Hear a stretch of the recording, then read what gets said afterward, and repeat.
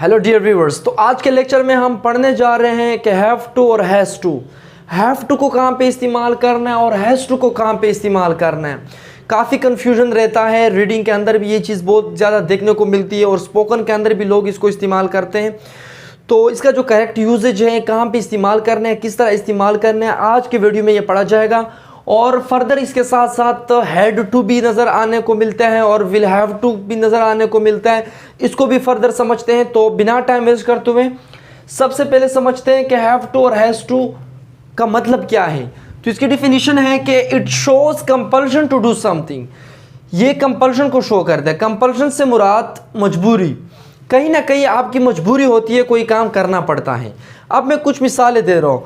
अब आप 10th class में पढ़ रहे हैं तो आपकी बोर्ड की एग्ज़ाम है, तो आपको पेपर में जाना पड़ता है। अगर आप बोर्ड की पेपर में न जाए या वो पेपर न दे तो आप फेल हो जाएंगे। तो कहीं ना कहीं आपकी मजबूरी है। आप चाहे या न चाहे आपकी इसमें ख्वाहिश है, डिज़ायर है या नहीं है, आपको करना पड़ता है ये काम। ये मजबूरी है कहीं ना कहीं। तो इस सेंस में हम इसको इस्तेमाल करते हैं।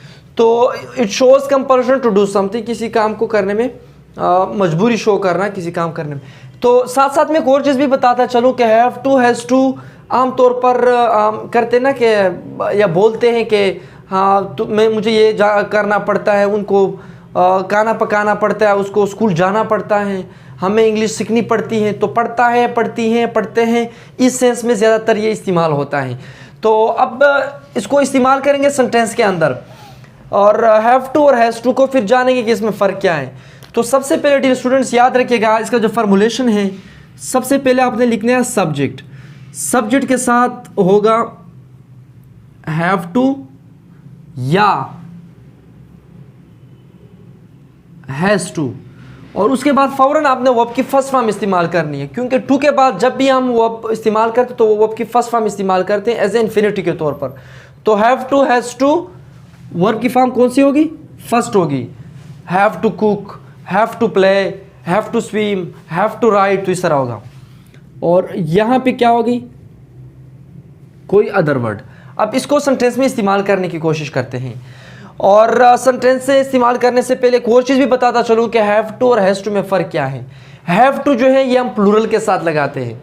मतलब ये कि अगर आपका सब्जेक्ट प्लूरल है, प्लूरल से मुराद आई, यू, वी, दे, इसके साथ होगा हैव टू।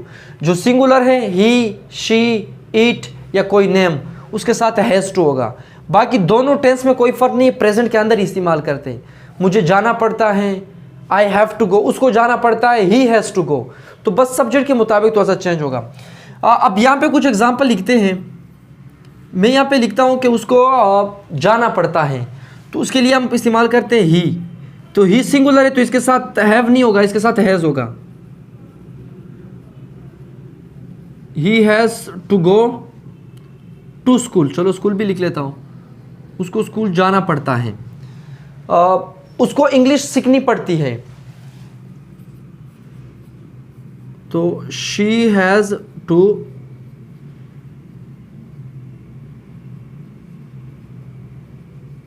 लर्न इंग्लिश, उसको इंग्लिश सीखनी पड़ती है।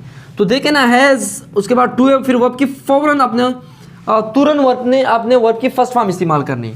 इसी तरह अगर मैं कहूँ कि मुझे पढ़ाना पड़ता है, तो आई के साथ क्या होगा? हैव होगा। बस सिर्फ हैज़ और हैव में फ़र्क ये कि सब्जेक्ट के मुताबिक होगा। तो I have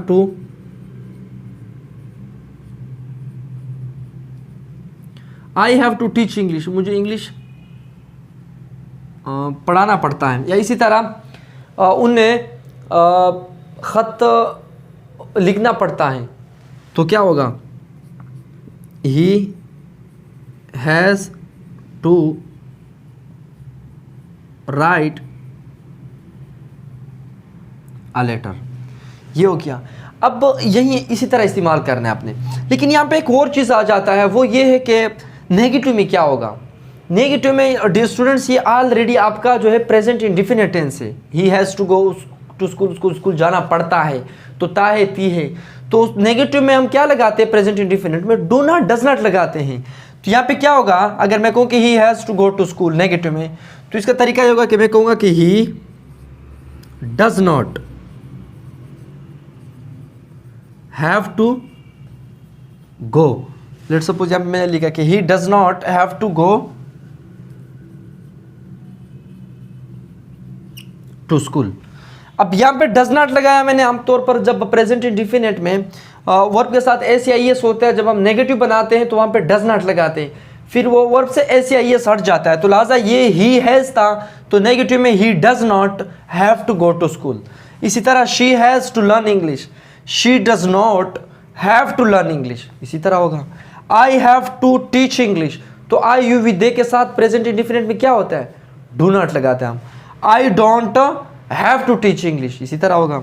he has to write a letter, he does not have to write a letter, have to होगा फिर नेगेटिव में। सवालिया में उसी तरह डू डज को पहले लिखते हैं। Does he have to go to school, does she have to learn English, do I have to teach English, does he have to write a letter. तो इसी तरह होगा डियर स्टूडेंट्स। मेरे ख्याल से यहाँ तक समझ लिया आपने कि इसको किस तरह इस्तेमाल करना है। तो ये प्रेजेंट के अंदर हम इसको इस्तेमाल करते हैं। तो बस आज के लिए इतना ही, मिलते हैं अगले लेक्चर में। टिल देन टेक केयर, अल्लाह हाफिज़, थैंक यू सो मच।